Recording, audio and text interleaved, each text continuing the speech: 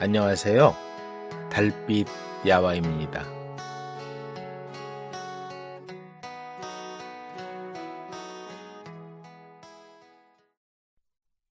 며느리의 지혜로운 선택. 옛날 어느 마을에 늙은 홀아버지를 모시며 소박한 삶을 사는 젊은 부부가 있었다. 남편은 어려서부터 학문을 닦아 과거 시험을 치르는 것이 평생의 꿈이었지만 집안 사정으로 인해 번번이 기회를 미뤄야 했다.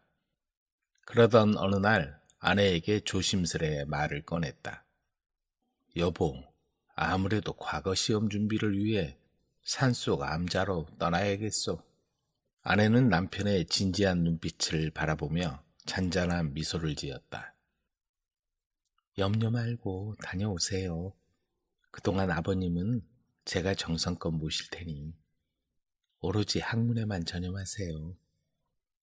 아내의 말에 남편은 안심하고 길을 떠났다. 하지만 연년생 사내 아이들과 이제 갓 돌진한 막내까지 키우다 보니 아내는 하루가 어떻게 지나가는지 모를 정도로 바빴다. 그러다 보니 시아버지를 살뜰히 챙기는 일이 점점 어려워졌고 결국 시아버지 봉양에 소홀할 수밖에 없었다. 고심 끝에 아내는 집안의 여종 사머리를 불러 조용히 당부했다. 사머라, 내가 할아버님을 좀 더 가까이 모셔드려야겠다. 종일 외롭고 심심하실 테니 곁에서 말동무도 되어드리고 필요한 것이 있으면 도와드리거라. 아내는 사머리의 손을 다정하게 쥐며 부드러운 목소리로 당부했다. 네, 마님, 걱정 마세요. 제가 정성껏 할아버님을 모시겠어요.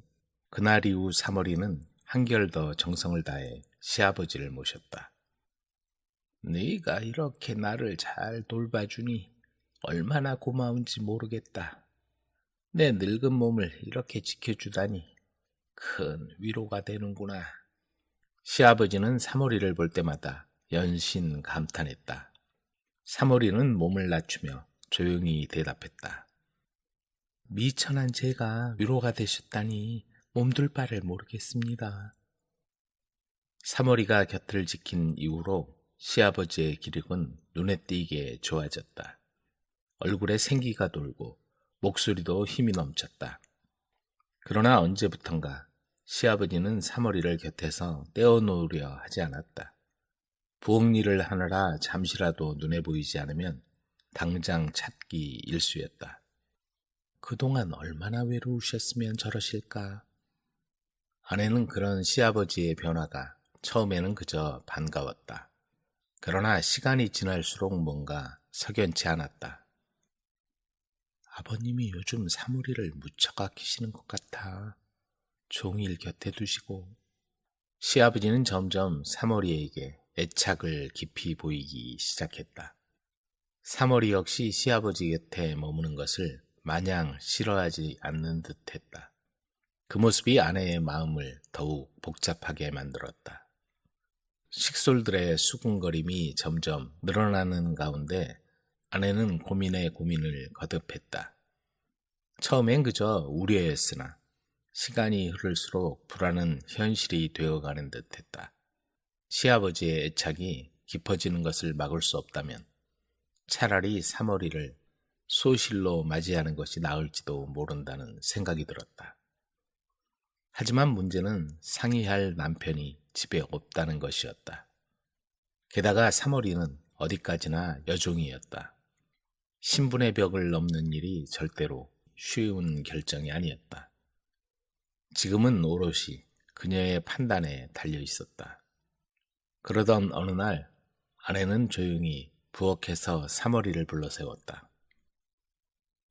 사머라. 네, 마님.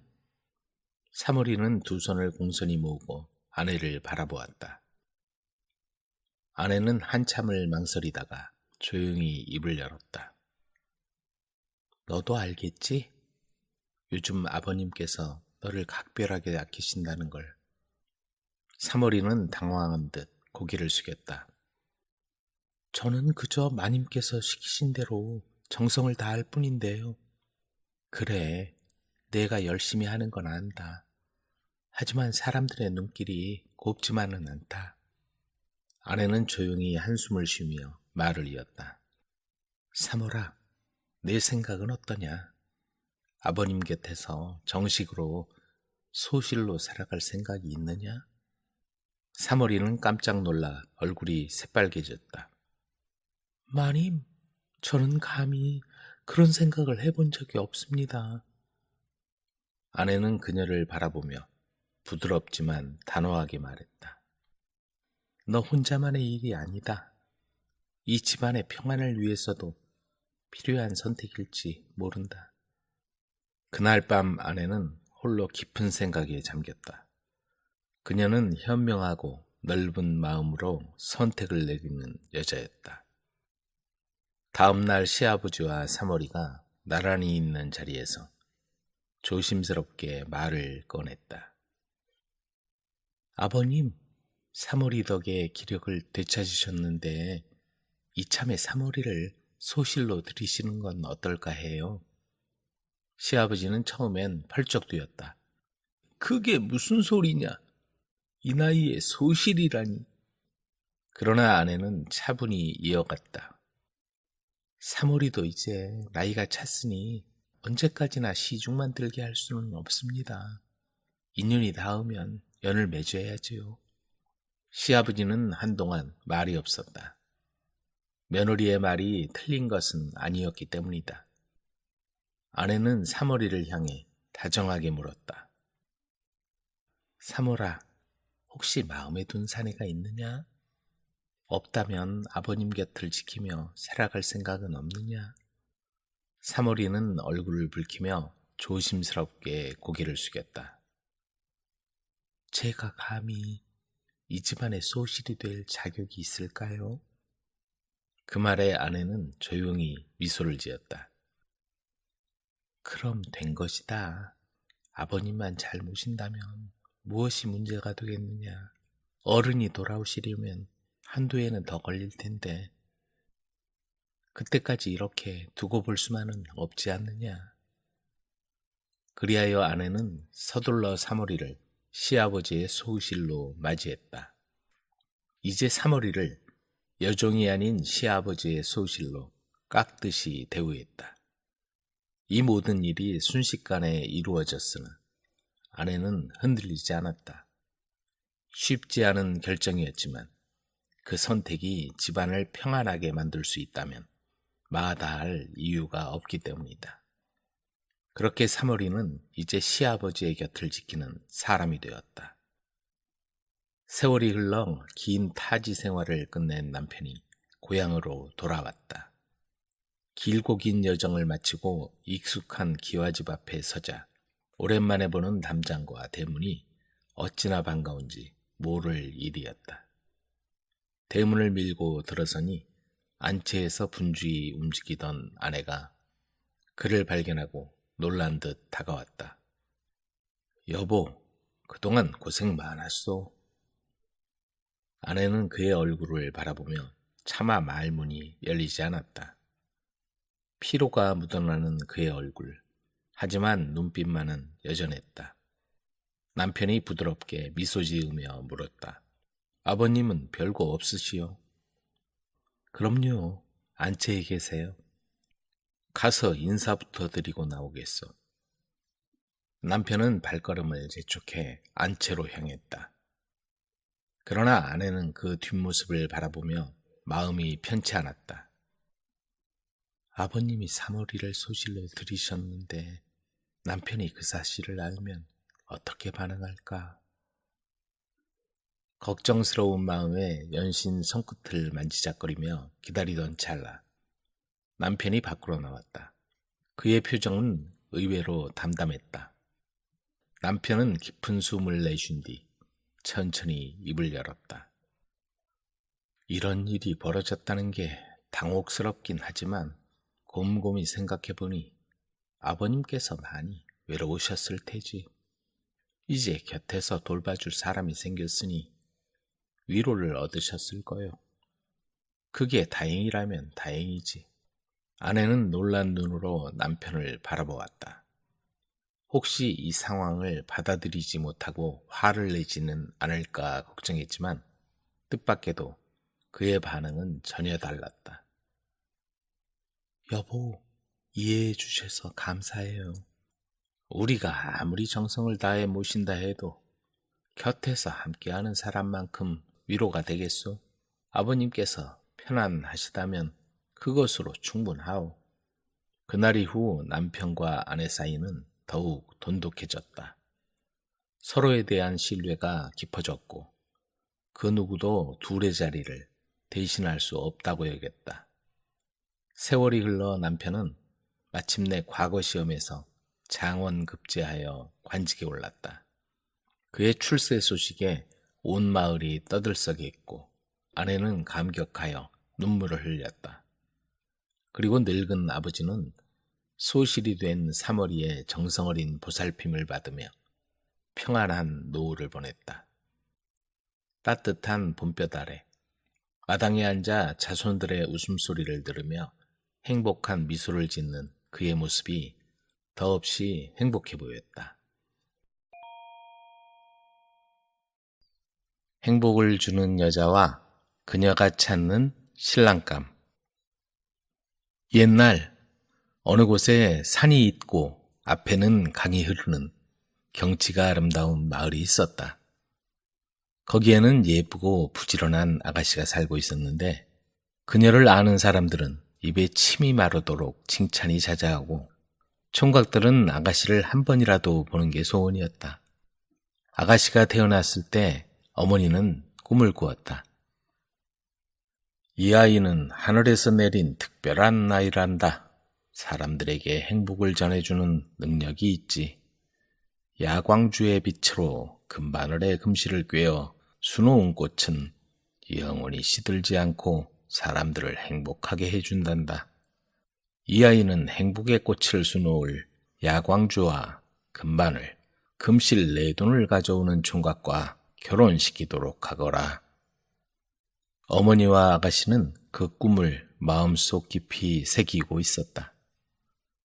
결혼할 나이가 되자 아가씨는 야광주와 금바늘, 금실 네 돈을 가지고 오는 총각과 결혼하기로 마음먹었다.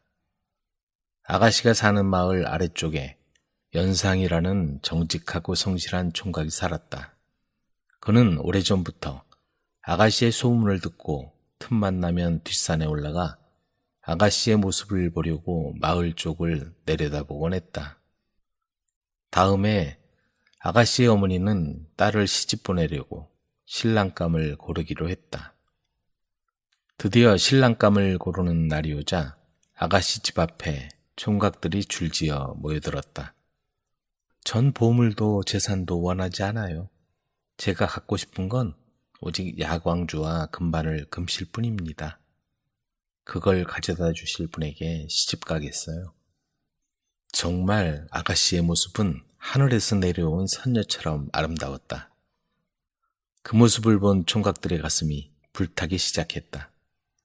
그러나 신랑의 조건에 해당하는 야광주, 금바늘, 금실을 가져와야 한다는 말을 들은 총각들은 풀이 죽어서 하나둘씩 그 자리를 떠나고 말았다.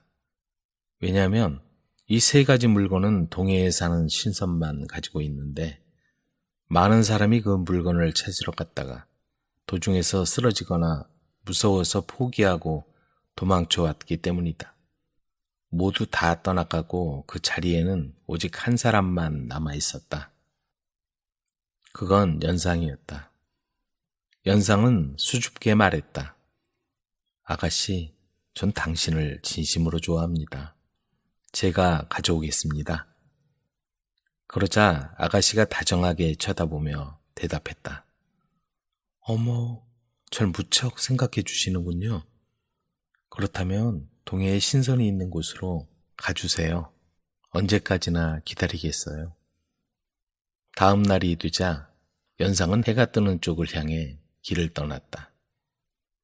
며칠 후 어떤 산 아래에 이르렀을 때 해가 저물었다. 그때 오두막 한 채가 보여 문을 두드리니 노파가 나왔다. 동해에 신선을 만나러 가는 길인데 하룻밤 재워줄 수 있을까요? 그 말을 듣자 노파는 흔쾌히 방을 내주었다. 그렇게 그 집에서 하룻밤을 지내며 노파에게 그동안의 얘기를 들려주었다. 그러자 노파는 칭찬하고서 이렇게 말했다. 부탁이 하나 있어요. 신선을 만나거든 우리 아들이 다 컸는데도 왜 말을 못하느냐고 물어봐 주지 않겠소? 연상은 꼭 알아봐 드리겠다고 약속하고는 그 집에서 하룻밤을 지내고 다시 멀고 험한 길을 떠났다. 또 며칠이 지나고 뽕나무밭 근처에 이르자 갑자기 이상한 바람이 불더니 억수같이 비가 쏟아지기 시작했다. 그는 휘몰아치는 비바람 속을 뚫고 뽕나무밭 옆에 있는 오두막으로 비를 피해 갔다. 날도 저물어 가고 있어서 오두막 문을 두드리니 노인이 나왔다. 동해의 신선을 만나러 가는 길인데 하룻밤만 재워주십시오. 그 말을 들은 노인은 연상을 따뜻한 아랫목에 앉히고 저녁밥을 푸짐하게 차려주었다. 연상이 그동안의 얘기를 다 들려주자 노인 역시 그를 칭찬하고는 이렇게 말했다. 부탁이 하나 있네. 만약 신선을 만나면 우리 집에 10년이나 된 누에가 2마리 있는데 왜 씨를 뽑지 않는지 물어봐 주지 않겠나? 네, 틀림없이 물어봐 드리겠어요. 연상은 다음 날이 밝자 더 빨리 동해로 향했다. 그런데 도중에 큰 강이 흐르고 있었다. 연상이 망설이고 있는데 노란색의 커다란 잉어 한 마리가 다가와 점잖게 말했다. 여보세요? 어디로 가시는 길인가요? 아, 잉어로구나. 난 동해에 신선을 찾아뵈러 가는 길이란다. 날 좀 도와줄 수 있겠니? 그럼요. 도와드리고 말고요. 그 대신 신선을 만나면 제가 수천 년을 살아왔는데 왜 아직도 용이 되지 못하느냐고 물어봐 주시겠어요? 연상이 꼭 물어봐 주겠다고 말하자 잉어는 그를 등에 태우고 강을 건넜다. 이후에도 어려움이 많았지만 연상은 모든 위기를 극복하고 마침내 동해에 도착했다. 그는 너무 기뻐서 큰 소리로 말했다. 동해의 신선님을 만나려고 천리길을 달려왔습니다. 꼭 부탁할 것이 있습니다. 그러자 바다 위에 허연 연기가 솟아오르고 그 속에서 흰 수염을 기르고 지팡이를 손에 든 신선이 나타났다. 어려운 길을 용케도 잘 찾아왔구나. 그동안 수고 많았다. 신선은 연상을 보고 빙그레 웃었다. 연상은 신선에게 절을 하고는 먼저 노파와 노인 그리고 잉어가 부탁한 걸 하나씩 물어보았다.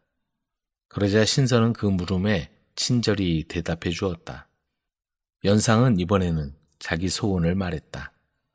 신선은 웃으며 알겠네. 자네 소원도 들어주지. 그 3가지 물건은 내가 마련해 주겠네. 하고는 사라져버렸다. 연상은 그 3가지 물건이 어디 있단 말이지?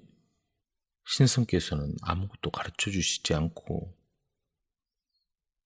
연상은 마음이 울적했지만 남에게 부탁받은 일은 다 해결이 되었으니 여기까지 온 게 헛되지 않았다고 스스로 위안했다.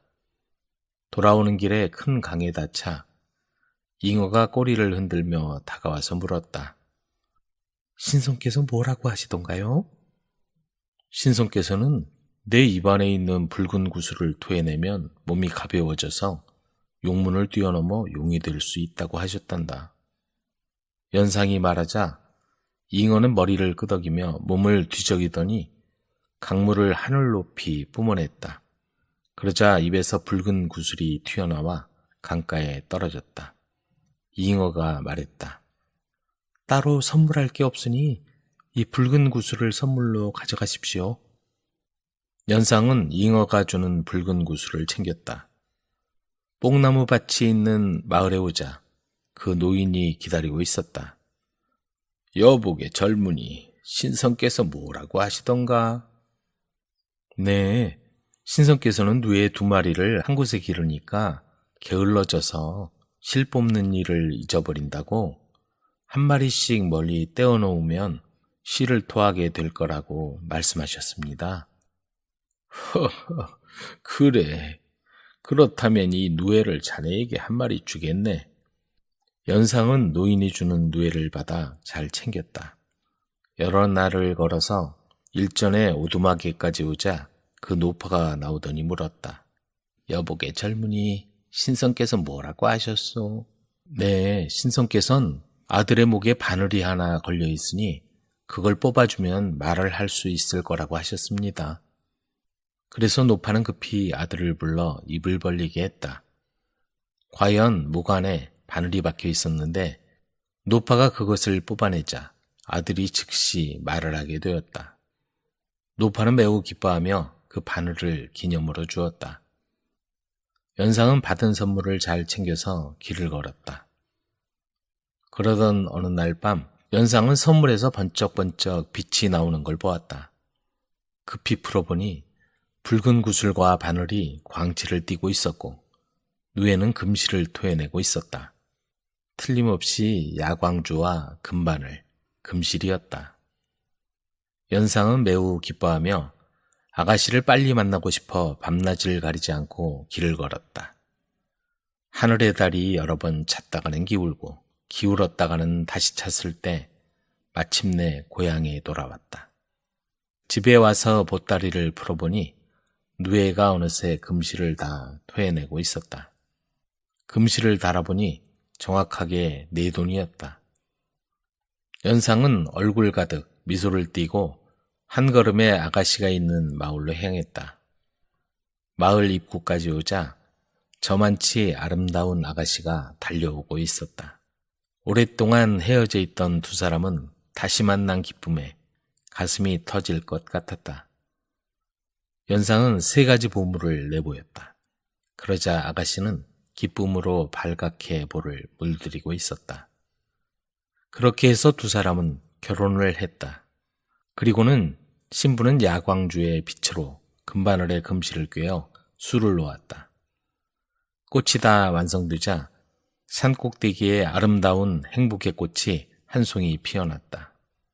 그 꽃이 얼마나 아름다운 빛을 내는지 사람들은 감탄하며 기쁨의 눈물을 흘렸다.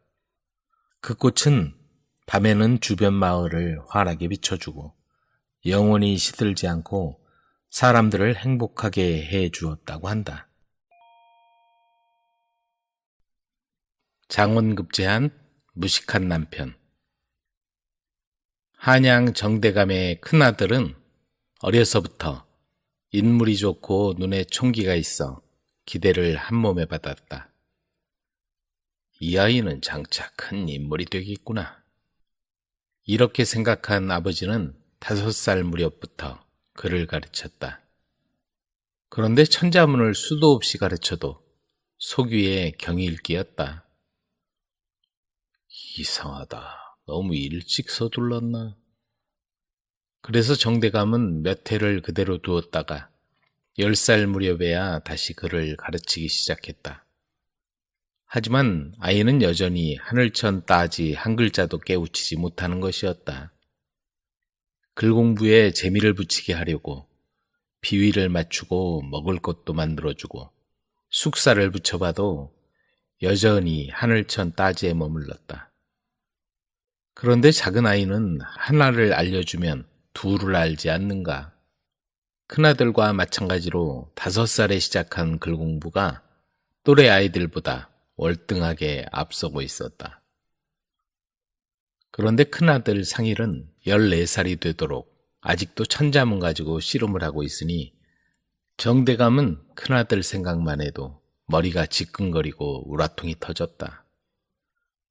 문장가 집안에 어쩌다가 저런 녀석이 태어났단 말이냐. 세상 부끄러워 어디 살 수가 있나. 정대감은 슬그머니 둘째 현이를 장손으로 삼고 큰아들 상일은 어디로 쫓아버리고 싶었다. 그때 마침 정대감의 사촌이 충청도 청주 목사로 부임하게 되었다. 정대감은 상희를 데리고 사촌 동생을 찾아가 부탁을 했다. 이 아이 얼굴을 보면 내가 우라가 치밀어 제명에 못 죽을 것 같아. 그러니 숙맥 같은 아이를 자네가 데리고 가서 농사일이나 배우게 해주게. 작은 놈이나 잘 가르쳐서 집안을 물려줄까 하네. 형님, 그게 무슨 말씀이십니까? 아무리 그래도 그렇지 형만한 아우 없다고 하는데 언젠가는 바로 설 때가 있을 게고 인정상 어디 그럴 수 있습니까? 하지만 정대감의 결심은 돌이킬 수 없을 만큼 확고했다. 정대감은 상희를 불렀다. 글 공부는 안 해도 좋으니 내 당숙을 따라가서 농사일이나 배우고 살거라. 다시는 아비 앞에 나타날 생각하지 말고 아비 앞에 나타났다가는 그냥 두지 않을 게다. 상일은 그 말을 듣고는 눈물만 흘리고 있었다. 청주 목사는 아버지에게 홀대를 당하는 그런 당지를 보니 너무나 가엾었다.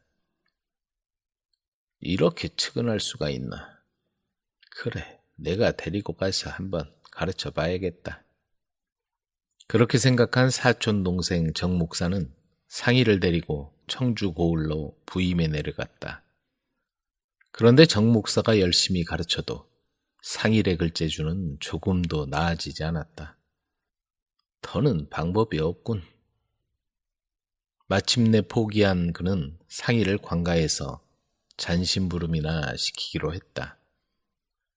세월이 흘러 어느덧 상일의 나이 18살이 되었다. 정 목사는 상일의 마땅한 혼처를 찾아보기로 했다. 구실 못하는 조카를 언제까지나 데리고 있기도 그렇고 머지않아 다른 곳으로 부임해 갈 마당에 지역 토반의 사위로 보내 이곳에 자리 잡게 해야겠다는 생각이었다. 때마침 이생원이란 부유한 지역 토반 한 사람이 현숙한 딸을 두었다는 얘기를 듣고 통혼을 했다. 내 조카와 그대의 딸을 혼인시키면 어떻겠소? 그 말을 들은 이생원은 한편으론 좋기도 하지만 의심하지 않을 수 없었다. 목사의 당질이 한양 정대감 때 큰아들이라는데 문제가 있지 않고서 왜 우리 집안과 혼인을 하자는 걸까?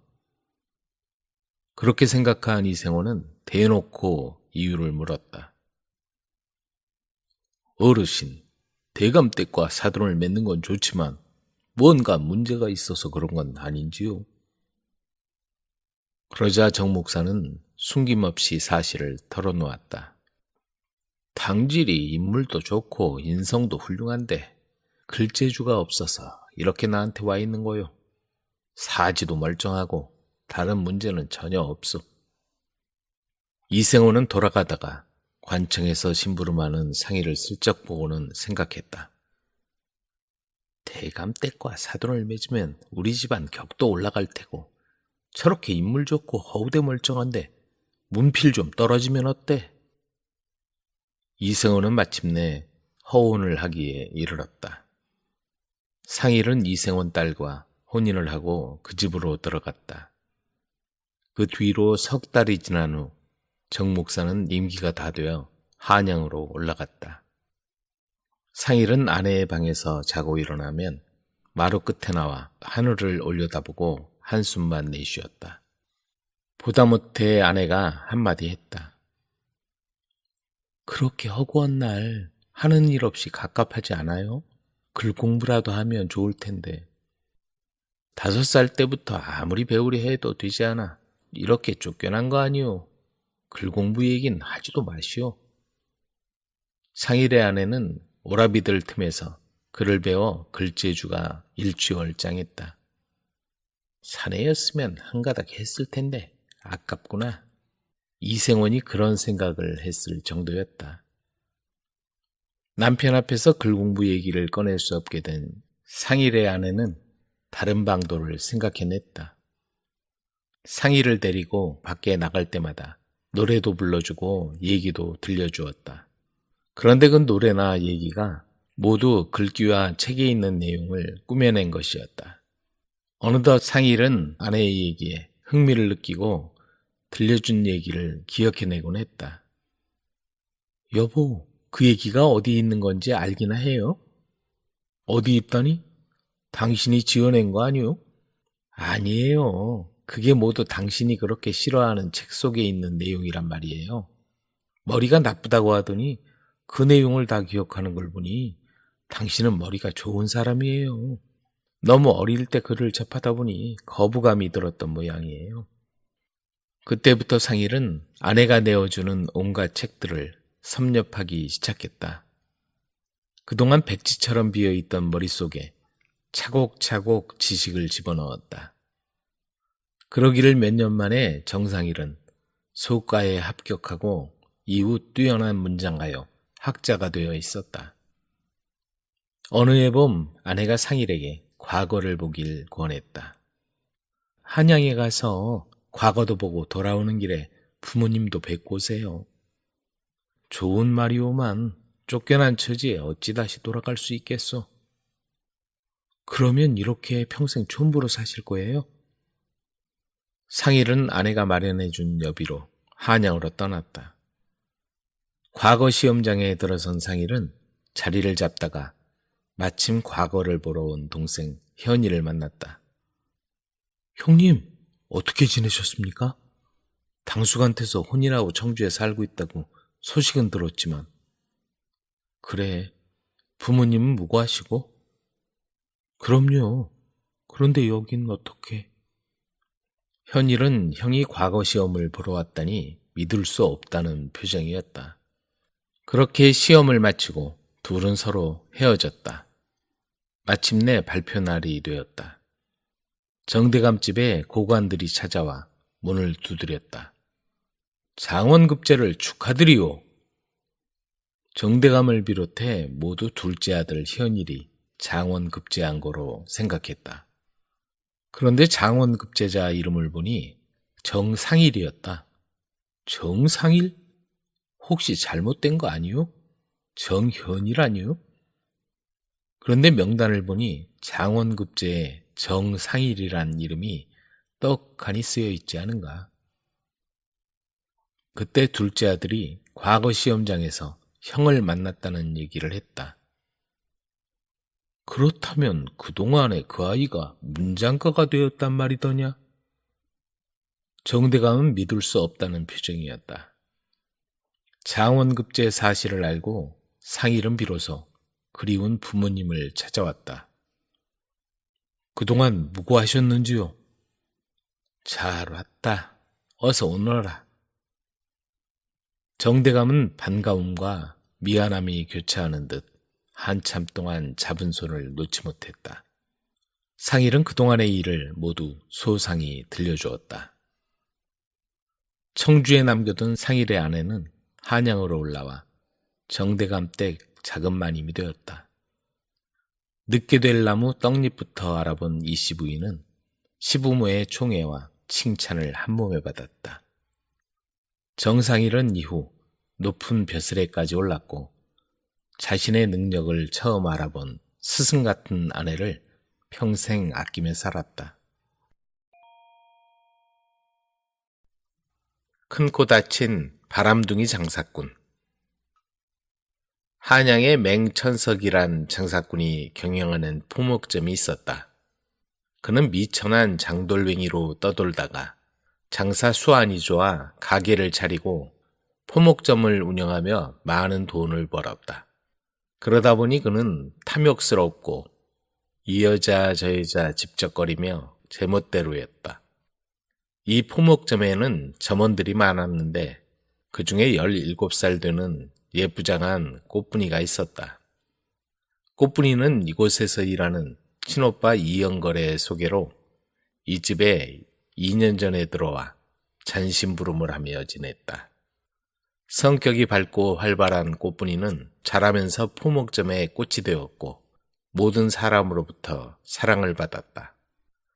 얼마나 눈치가 빠르고 재치가 있었는지 손님들도 꽃분이만 찾았다. 꽃분이는 어디 있는가요? 보이지 않네.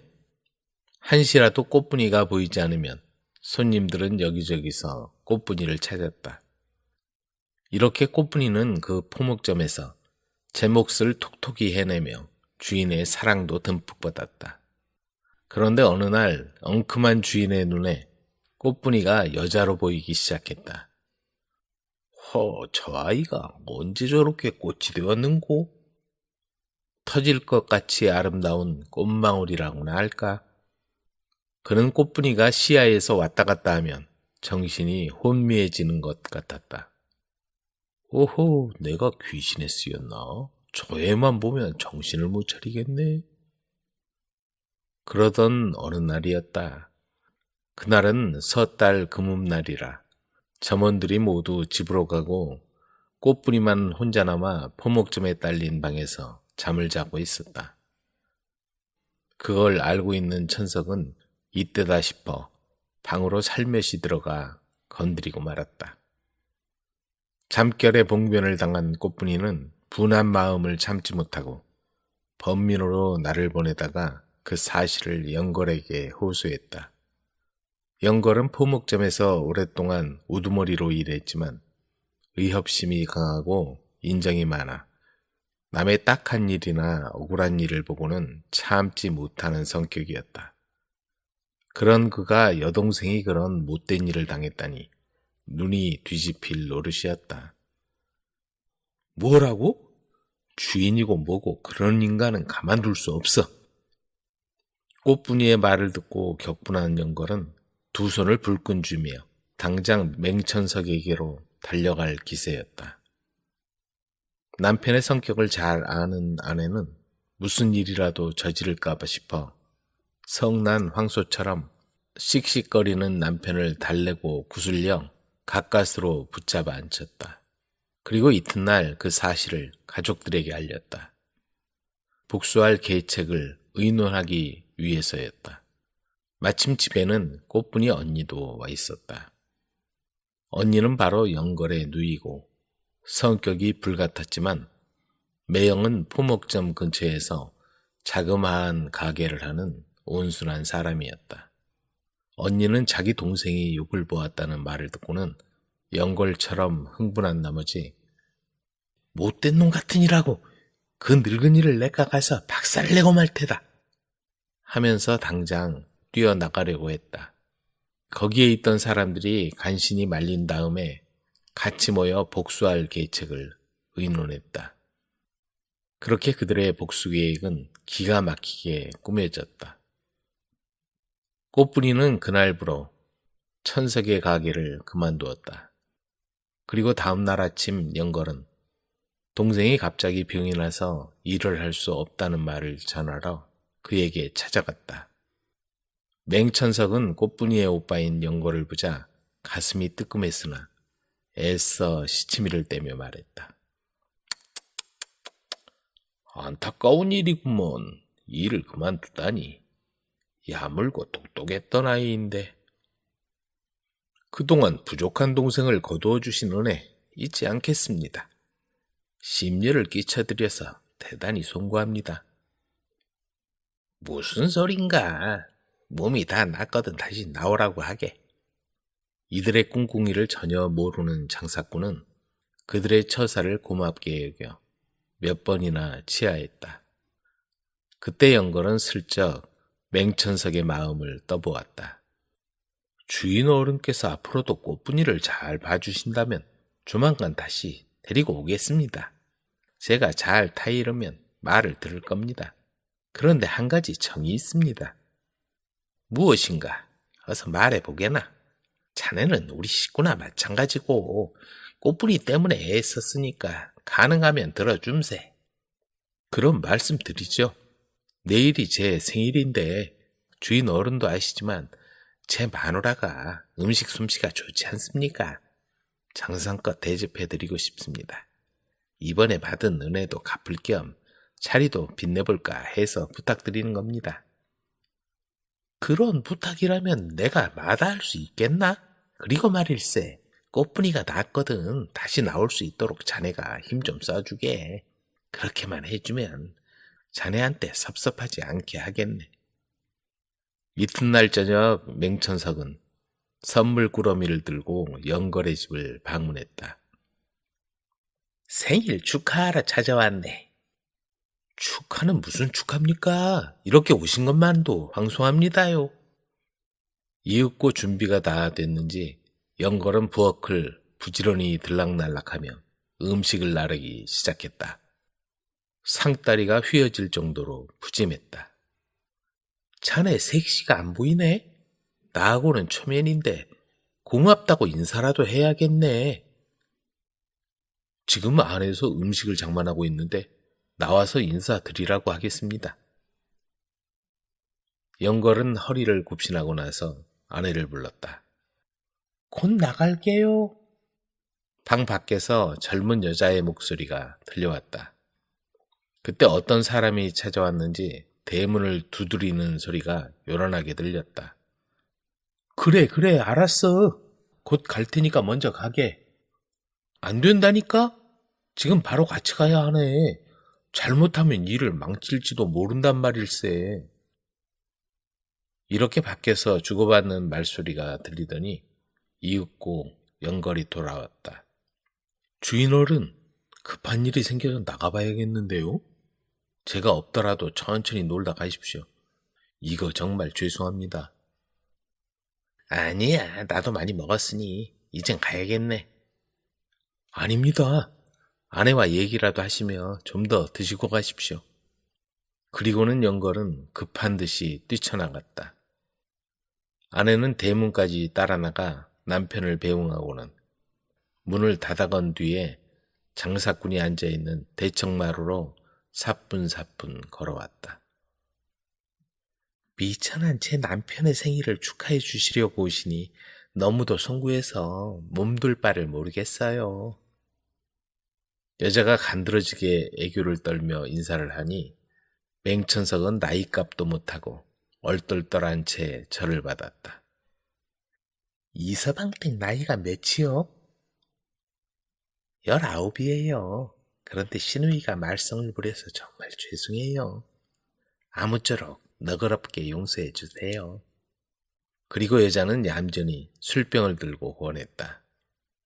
장사꾼은 희색이 만면하여 너그럽게 봐주고 말고 하고 호쾌하게 웃었다.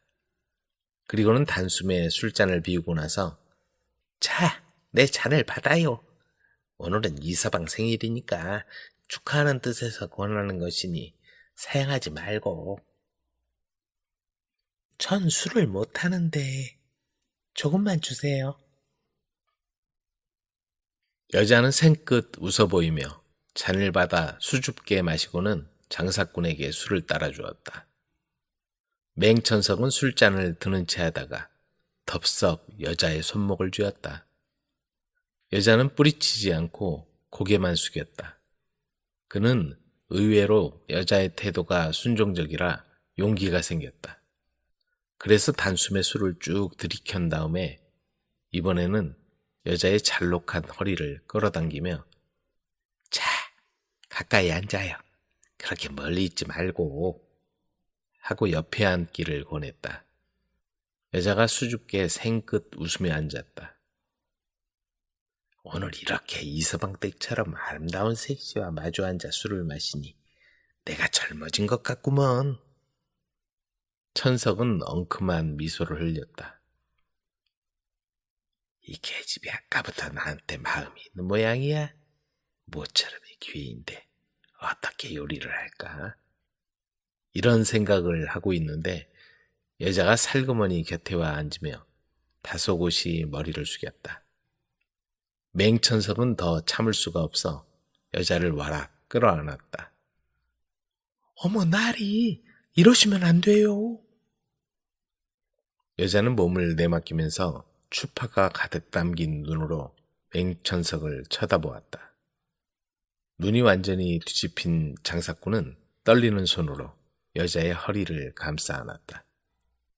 여자는 그 손을 밀어젖히면서 한쪽 손으로는 맹천석이 손가락이 낀 문고리만하게 커다란 금가락지를 만지작거렸다. 장사꾼은 그 뜻을 알아채고 선뜻 금가락지를 빼서 여자의 손에 쥐어주었다. 들어주겠어? 들어준다면 이걸 주지.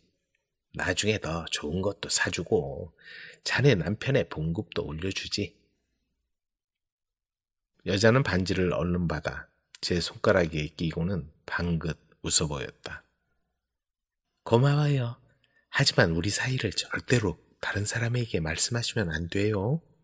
아시겠죠? 말다 마다 이 맹랑한 것.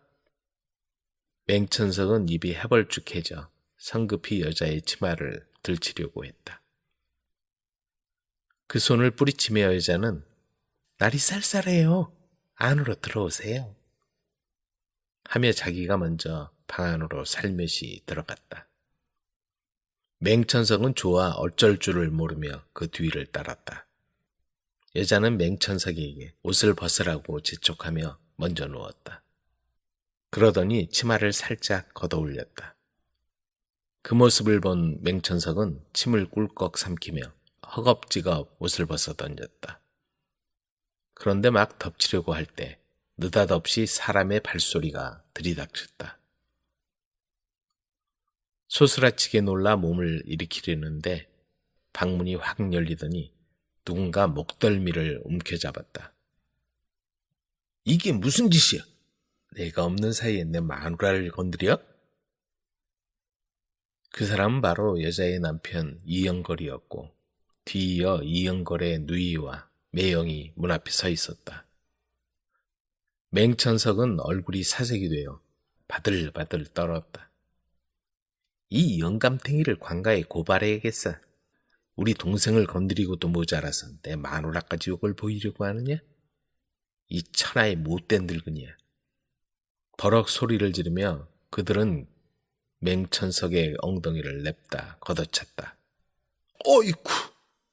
맹천석은 비명을 지르며 앞으로 고꾸라지다가 얼른 몸을 일으켜 방바닥에 꿇어 엎드려 벌벌 떨면서 머리를 조아렸다. 내 놈이 나이 어린 동생을 건드려 병에 걸리게 하다니.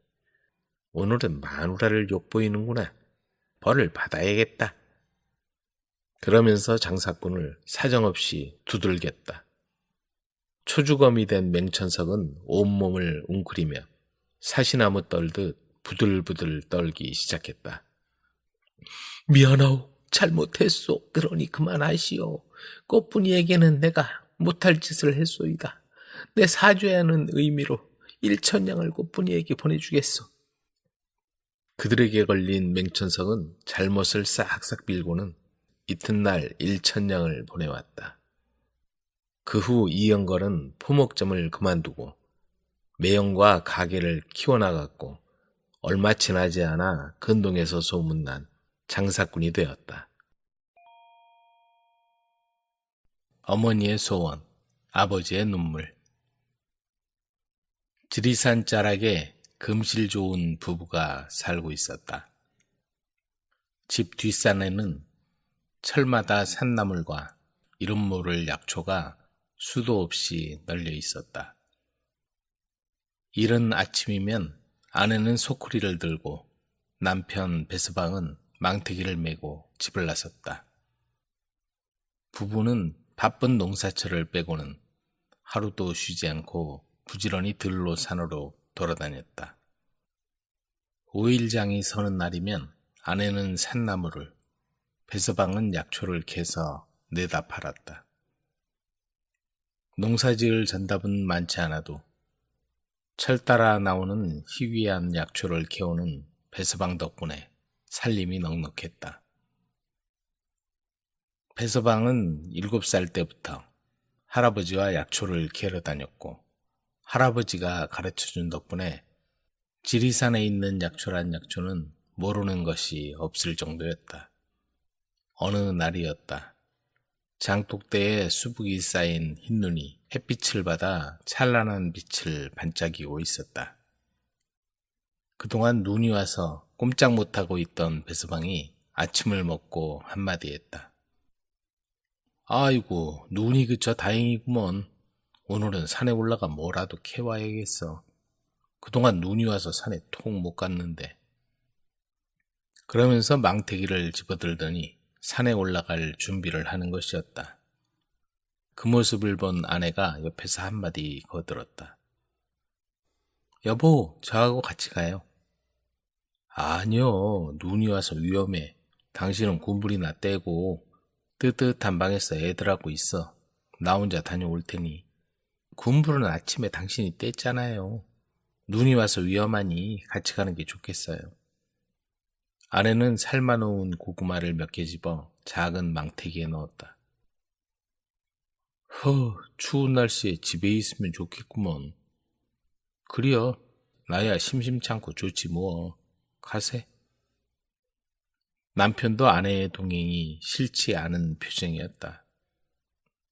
그들 부부는 이렇게 서로를 끔찍이 위해주며 아들, 딸, 삼남매를 낳아 오순도순 잘 살고 있었다. 배서방은 따라 나서는 아내의 손을 잡고 뒷산으로 발걸음을 돌렸다. 바람도 잔잔하고 모처럼 겨울답지 않게 푹한 날씨였다. 하지만 산으로 올라갈수록 눈이 쌓인 겨울산은 걷기가 힘들었다. 나 혼자 올 걸 그랬어. 조심해야지, 안 그러면 큰일 나겠어. 산등성이에 오르자 남편은 아내의 손을 잡아 끌면서 걱정스런 얼굴로 말했다. 조심할게요. 아내는 도리어 짐이 되는 것 같아 남편에게 미안한 마음이 들었다. 그때 저만치 앞에 있는 커다란 나무에 겨우살이가 보였다. 남편이 능숙한 솜씨로 나무에 올라가 겨우살이를 채취하면 아내는 밑으로 떨어지는 겨우살이를 차곡차곡 망태기에 넣었다. 그런데 갑자기 한기가 돌면서 온몸이 덜덜 떨리기 시작했다. 나무에서 내려온 남편은 입술이 파랗게 변한 아내를 보고는 깜짝 놀랐다. 여보, 왜 이렇게 떠는 거요? 안 되겠어. 빨리 내려갑시다. 아내는 추운지 온몸을 부들부들 떨고 있었다. 여보, 너무 추워요. 빨리 내려가요. 남편은 아내의 손을 잡고 한 발 한 발 조심스럽게 산에서 내려오고 있었다. 그런데 이게 무슨 일인가? 잠깐 손을 놓은 사이에 아내가 미끈하더니만 밑으로 나뒹구는 게 아닌가. 눈 깜짝할 사이에 일어난 일이었다. 여보! 남편은 뛰어내려가 아내를 살펴보았다. 아내는 온몸이 말을 안 듣는지 얼굴을 찡그리며 고통스러워하고 있었다. 배서방은 메고 있던 망태기를 집어던지고 아내를 업고 집으로 돌아왔다. 이렇게 산에 갔던 아내는 비탈에서 뒹굴어 크게 다쳐 돌아온 것이다. 허리를 다친 아내는 거동이 힘들었고 몸져 눕더니 삼남매를 남겨두고 그의 봄에 끝내 세상을 떠나고 말았다. 내가 잘못했어. 데리고 가지 말았어야 했는데. 배서방은 아내가 떠나고 얼마나 울었는지 모른다. 한동안 방구석에 처박혀 꼼짝도 안 하고 있었다. 그런 배서방을 보고 이웃들은 걱정이 이만저만이 아니었다. 저러다 뭔 일 나겠어. 애들을 생각해서라도 힘을 내야지. 그려, 빨리 정신 차려야 할 텐데 혼자서 애들을 어떻게 키우려나. 함양댁 어디 좋은 여자 있으면 소개해봐. 평소 배서방을 살갑게 여긴 이웃 안악들은 모이기만 하면 서로 중매 자리를 알아보았다. 하지만 배서방은 아이들을 잘 키워달라고 부탁하던 아내의 말을 잊을 수가 없었다. 아내는 아이들을 끔찍이 키웠다. 세상을 떠나면서도 그저 아이들 생각뿐이었다. 그래, 아내와의 약속을 지켜야지. 배서방은 새장가를 가면 아이들이 구박이라도 받을까봐 그럴 수가 없었다. 그런데 아내가 없으니 약초를 캐러 하루 종일 집을 비우기도 힘들고 5일장에 다니기도 어려웠다. 어린 것들을 누가 돌본단 말인가. 배서방은 마음을 추스르고 아이들을 잘 키울 생각을 했다. 그래, 그렇게 해보자. 배서방은 홀로 사는 화전민 노파를 찾아갔다. 자식도 없이 늙은 부부가 살다가 10여 년 전 남편마저 떠나고 혼자 사는 외로운 처지였다. 아이들을 봐주시며 같이 사시지요. 앞으로 어머니로 모시겠습니다. 나야 좋지요. 아이들을 잘 키워드리겠소이다. 10살, 8살, 5살, 세 아이도 할머니를 잘 따랐다. 평소 장이 설 때마다 보찜을 지고 전국을 오가는 보부상을 눈여겨보던 배서방은 노파에게 아이들을 맡기고 보부상이 되었다. 아내의 마지막 소원이 아이들을 잘 키우라고 했지. 그래, 아이들만큼은 부족한 것 없이 잘 키워보리라. 배서방은 등짐을 지고 천리길도 마다 않고 전국을 누볐다. 떠돌이 생활에 따라다니는 도박과 여자도 멀리하고 몇 개월에 한 번 집에 돌아와 그동안 번 돈을 모두 자식들을 위해 내놓았다. 삼남매 모두 좋은 옷을 입히고 사내 아이들은 서당에 보내고 딸아이는 부잣집 딸처럼 키웠다. 그렇게 발품을 팔아 다니기를 10여 년, 삼남매 모두 일찌감치 시집장가를 보냈다. 배서방은 그동안 마련한 논밭 팔아 살림 차려주고 남부럽지 않게 혼수를 장만해 주었다. 그러고 나니 남은 건 고작 허름한 집 한 채뿐이었다. 게다가 이제 등짐지고 전국을 다니는 것도 옛말이었다. 어머니로 모셔온 화전민 노파마저 세상을 떠나니 배서방은 혼자 남은 외톨이가 되었다. 부슬부슬 내리는 봄비가 처마를 타고 흘러내렸다. 모두 떠나고 나 혼자 남았구나. 배신오이는 시어 터진 김치 쪼가리에 물에 밥 한 술 말아먹는 자신의 처지가 서러워 눈가에 이슬이 맺혔다. 자식들이라고 시집장가 보냈더니 신행이랍시고 한번 다녀간 뒤로는 코빼기도 비치지 않았다. 배신오이는 보부상 시절 듣던 얘기가 떠올랐다. 자네 나중에 늙으면 마누라도 없이 혼자서 어떻게 살 거야? 자식들은 시집 장가 보내고 나면 그만이야. 밤새 봄비가 주룩주룩 내리더니 산과들의 푸른빛이 한결 선명해진 것 같았다. 머지않아 온 세상이 푸르게 뒤덮일 테고 나물 캐는 여자들의 손길도 바빠질 것이다. 배신오이는 불현듯 일찍 떠나간 아내 생각에 마음이 울적해졌다. 그러더니 무슨 생각을 했는지 장터 목수를 찾아갔다. 튼튼한 나무 상자를 하나 만들어 주시오. 어디에 쓰시려고요? 소중한 물건을 넣어둘 거요. 배신오이는 비싼 값을 주고 자개가 수놓아진 나무 상자를 만들었다. 양반집 가보나 보관할 정도로 화려한 나무 상자를 만들자 장터에 이상한 소문이 퍼졌다. 나무 상자에 뭐가 들었을까? 보부상 하던 시절에 벌어놓은 재산이 많대. 어느 날 큰 며느리가 집에 찾아왔다. 아버님, 그동안 안녕하셨어요? 그래, 오랜만이구나. 며느리는 방 안에 놓인 자개 박힌 나무 상자를 곁눈질로 보더니 마음에도 없는 소리를 했다. 이렇게 혼자 계시지만 말고 집에 오셔서 묵었다 가세요. 그러더니 부엌에 나가서 찬을 만든다, 청소를 한다 하며 한참을 뒤집어 놓고 돌아갔다. 그 다음에 시집간 뒤 처음으로 막내딸이 찾아왔다. 아버지, 앞으로 잘할게요. 그러더니 나무 상자를 보고서 물었다. 그런데 저기 든 게 뭐예요? 그러자 배신오이는 헛기침을 한번 하고서 진지하게 말했다. 저기엔 내가 죽은 다음에 너희들에게 남겨줄 소중한 물건이 들었단다. 딸이 돌아가고 채 하루가 지나기도 전에 이번엔 둘째 며느리가 이것저것 싸들고서 찾아왔다. 아버님, 앞으로 집에 와 계세요. 저희가 모시고 싶어요. 그러더니 온갖 아양을 다 떨고 돌아갔다.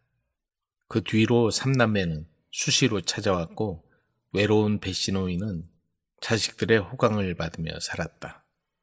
몇 년 후 늦가을 낙엽이 뒹굴고 찬바람이 불 무렵 배신오인이 세상을 떠났다. 남겨둔 건 허물어져가는 오두막과 나무상자 뿐이었다. 삼남매는 아버지가 남겨준 나무상자 앞에 모여 앉았다. 내가 큰아들이니 절반은 가져야겠다. 무슨 소리예요, 오라버니. 공평하게 나눠야지. 넌 출가외인이잖아. 그렇게 목청을 높이며 큰아들이 상자를 열었다. 그런데 상자가 열리자 모두 탄식을 하며 입을 다물지 못했다. 그 안엔 죽은 아내가 쓰던 낡은 반지꼬리, 삼남매가 쓰던 기저귀가 소중하게 들어있을 뿐 돈은 한 푼도 들어있지 않았다. 상자 밑바닥에는 돈보다 더 소중한 것이라는 글이 쓰여 있었다. 자식들은 서로 민망한지 한동안 말이 없었다. 9개의 웅덩이의 비밀. 오래전 작은 산골 마을에 지독한 가뭄이 찾아왔다. 하늘은 몇 달째 비 한 방울 내리지 않았고 강과 개울은 점점 말라붙어 그나마 흐르던 물줄기마저 자취를 감추었다. 우물도 바닥을 드러내며 한 모금의 물조차 구하기 어려운 상황이 되었다. 이보시오, 영감. 올해 농사는 다 망친 것 같소. 논바닥이 쩍쩍 갈라지는 걸 좀 보라니까. 그러게 말이오. 아침마다 하늘만 쳐다보며 그렇게 빌었건만 도무지 하늘이 우리를 잊은 것 같구먼. 마을 사람들은 쩍쩍 갈라진 논바닥을 바라보며 한숨만 내쉬었고 하루품을 팔아 생계를 이어가던 가난한 이들은 더 큰 위기에 처했다. 농사에 필요한 물은커녕 하루를 겨우 버틸 마실 물조차 부족했기에 마을 사람들은 극심한 고통과 절망 속에서 하루하루를 버텨야 했다. 이러다가는 마실 물도 바닥나겠소. 애들 먹일 물도 없는데 어쩌면 좋겠소. 마을 사람들은 매일같이 모여 한숨만 푹푹 내쉬었다. 강도 말랐고 개울물도 흔적조차 없었다. 남은 물을 아끼려다 아이들이 물 한 모금에 싸우는 일도 벌어질 지경이었다. 어느 날 마을 어르신들이 모두 모였다. 이러다가는 진짜 전부 목말라 죽겠소. 맞소. 물을 찾아야 살지. 언제까지 하늘만 바라볼 수는 없지 않겠소. 마을 어르신들이 모여 머리를 맞댔다. 해결책을 찾기 위해 긴 논의를 거쳤고 결국 샘을 새로 파기로 결정했다. 물길만 찾으면 살아날 길이 있겠지. 그거야 좋지요. 그런데 어디에 파야 합니까? 괜히 잘못 팠다가 물은커녕 사람만 다치면 어떡하겠소? 내가 예전에 물길을 봤던 데가 있긴 한데 이번엔 잘 모르겠구먼. 그래도 안 해볼 순 없지 않겠나? 어르신들은 마을 주변의 지형과 물길을 꼼꼼히 살펴보고 물이 나올 만한 곳을 정했다. 젊은 사람들은 삽과 괭이를 들고 원로들이 추천한 장소를 파기 시작했다. 하지만 결과는 허탕이었다. 첫 번째, 두 번째, 세 번째, 여섯 번째 웅덩이까지 팠지만 물 한 방울 나오지 않았다.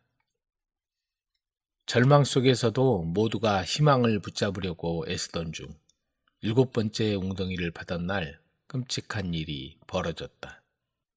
그날도 모두가 땅을 파고 있었다. 조심하시오. 이쪽 클기 좀 약해 보이오. 걱정 마시오. 몇 삽 더 퍼내면 그 순간 흙더미가 무너져 내렸다. 이봐요, 사람이 깔렸소. 어서 도와주시오.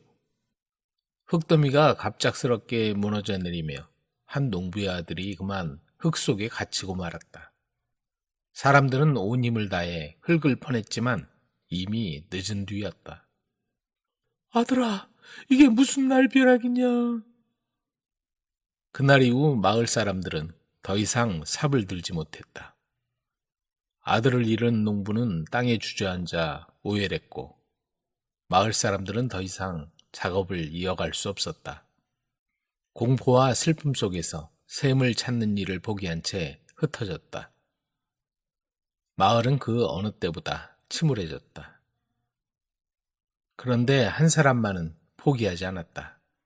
바로 아들을 잃은 농부였다. 아들의 희생을 헛되이 할 수는 없어. 물을 찾아야 해. 그는 홀로 8번째 웅덩이를 파기 시작했다. 아무도 돕지 않았지만 그는 밤낮을 가리지 않고 삽질을 멈추지 않았다. 노인의 손은 상처 투성이가 되었고 몸도 마음도 지쳤지만 그는 절대 포기하지 않았다. 아버지, 끝까지 해보세요. 물은 반드시 나올 거예요. 아들의 목소리가 귓가에 맴도는 듯 했다.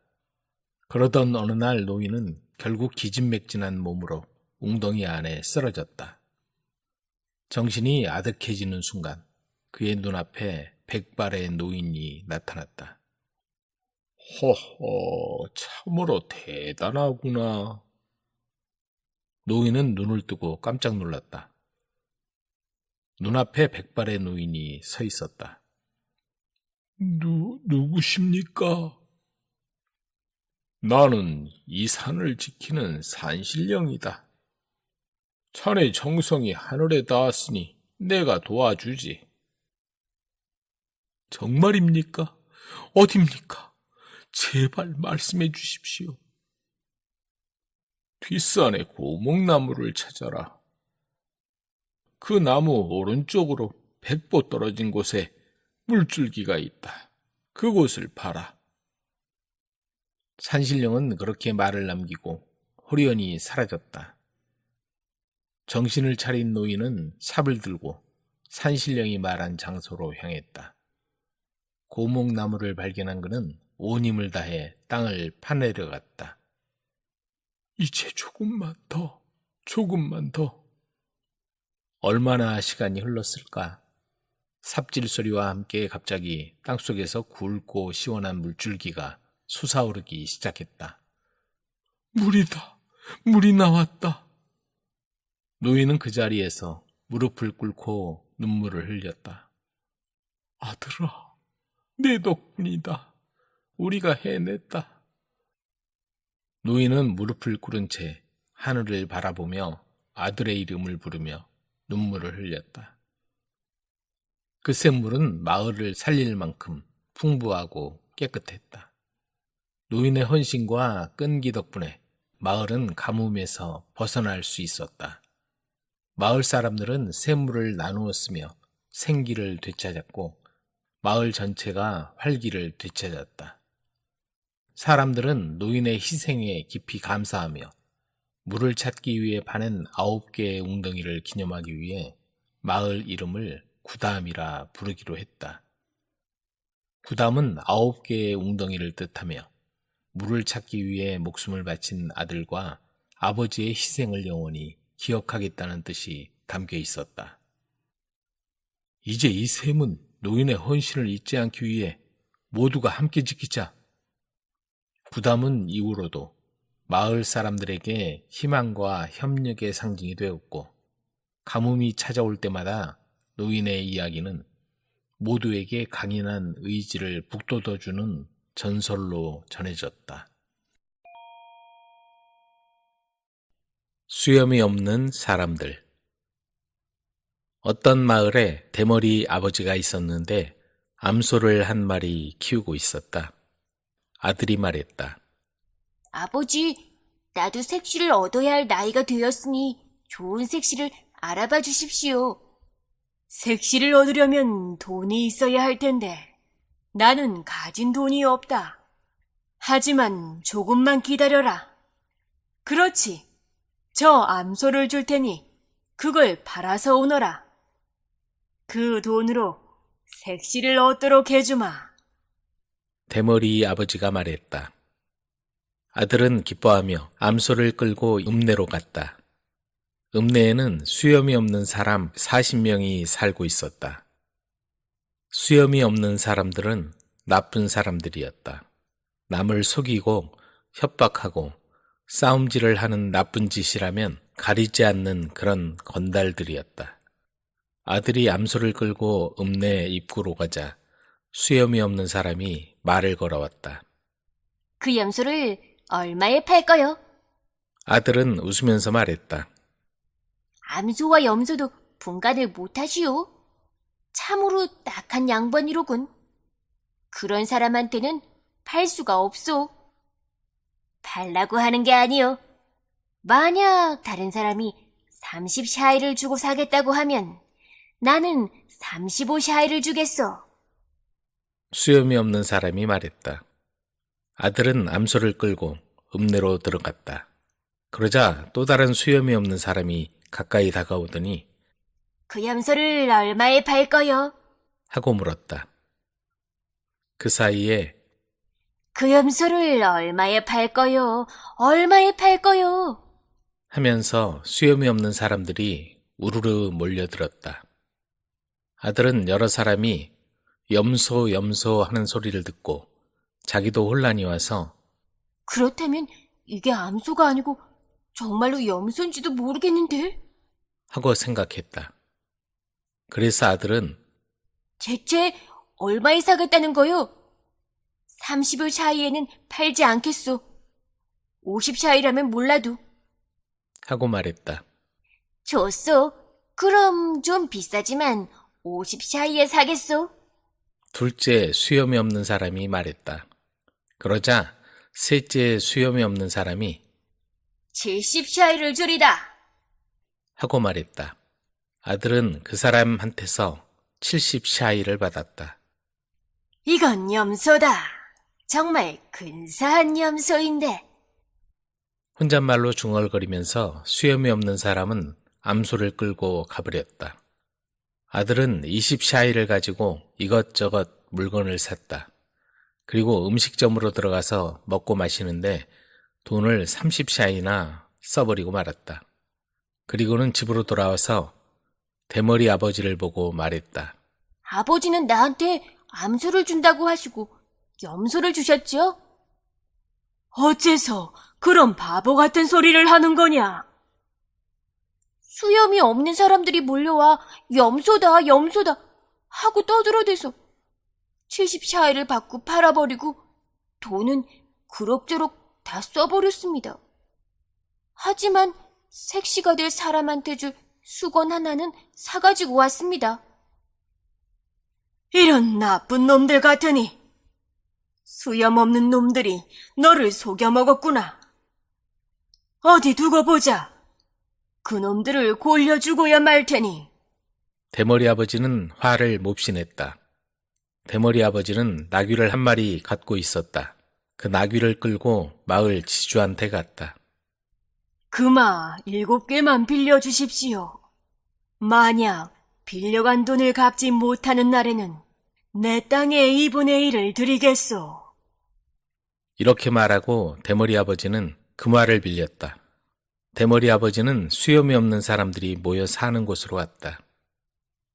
나귀를 흘끔 바라본 수염이 없는 사람들은 저 나귀는 정말 좋은 나귀인데 어떤 수단을 써서든지 빼앗도록 합시다. 하고 의논했다. 그때 대머리 아버지가 여러분 부탁합니다. 나귀한테 마른 풀가물을 좀 줄 수 없겠습니까? 그렇게 말하면서 그들이 보지 않는 틈을 타서 슬쩍 금화 7개를 나귀의 입에 물려주었다. 수염이 없는 사람들이 급히 마른 풀과 물을 가져왔다. 나귀가 마른 풀을 먹으려고 입을 벌렸다. 그러자 나귀의 입속에서 금화가 쨍그렁 하고 땅 위에 떨어졌다. 대머리 아버지는 금화를 주머니에 집어넣으면서 말했다. 얘야, 그 말을 쏟아놓는 건 아직 이르지 않느냐? 앞으로 물건을 많이 사서 집으로 돌아가야 하는데 왜 이렇게 일찍 쏟아놓느냐 말이다. 아마 내가 돌았나 보다. 그 광경을 보고 수염이 없는 사람들은 서로 눈짓들을 해가며 정말 대단한 나귀다. 어떻게 해서든지 나귀를 손에 넣어야 하겠는데. 하고 수군댔다. 수염이 없는 사람들은 대머리 아버지를 빙 둘러싸더니 말했다. 당신이 원하는 게 무엇이든 다 드리겠어. 그러니 저 나귀를 우리한테 파시오. 싫습니다. 나는 이 나귀가 주는 돈으로 하루하루 살아가고 있습니다. 이 나귀를 팔게 되면 앞으로 어떻게 살아가야 할지 막막합니다. 가진 돈은 다 써버리게 되지만 나귀가 주는 돈은 끊임없이 나오고 있습니다. 해마다 곡식을 거둘 수 있게 해주는 땅처럼 말이지요. 대머리 아버지를 잘 구슬려서 수염이 없는 사람들은 마침내 10만 샤이를 주고 나귀를 사기로 했다. 대머리 아버지는 돈을 다 받고 나서 말했다. 잊어버리기 전에 미리 말씀드려야 할 것이 있는데요. 바람이 들어오지 않는 곳에 나귀를 넣어두십시오. 그리고 한 통에는 설탕물을, 다른 통에는 솜과자를, 또 다른 통에는 보리를 가득 담아주고 물통에 물이 넘칠 정도로 부어놓은 후 나귀를 그 앞에다 메어두십시오. 그리고 40일 동안 문을 꼭 닫아두십시오. 40일이 지나거든 문을 열고 나귀가 쏟아놓은 금화들을 다 모으도록 하십시오. 수염이 없는 사람들은 대머리 아버지가 일러준 대로 40일 동안 문을 꼭 닫아두고 열어보지 않고 기다리고 있었다. 40일이 지나갔다. 어디 문을 열어봐야지. 웬일이지? 문이 잘 열리지 않는데. 안에 금화가 차서 문이 열리지 않나 본데. 그들은 겨우 문을 열었다. 그런데 방 안에 가득 차 있을 거로 생각했던 금화는 한 푼도 없었다. 나귀가 죽어 쓰러져 있을 뿐이었다. 나귀는 보리를 잔뜩 먹고 나서 물을 너무 많이 마신 탓에 그만 배가 터져 죽고 말았던 것이다. 수염이 없는 사람들은 그제야 자기들이 속아 넘어간 줄을 알고 분통을 터뜨렸다.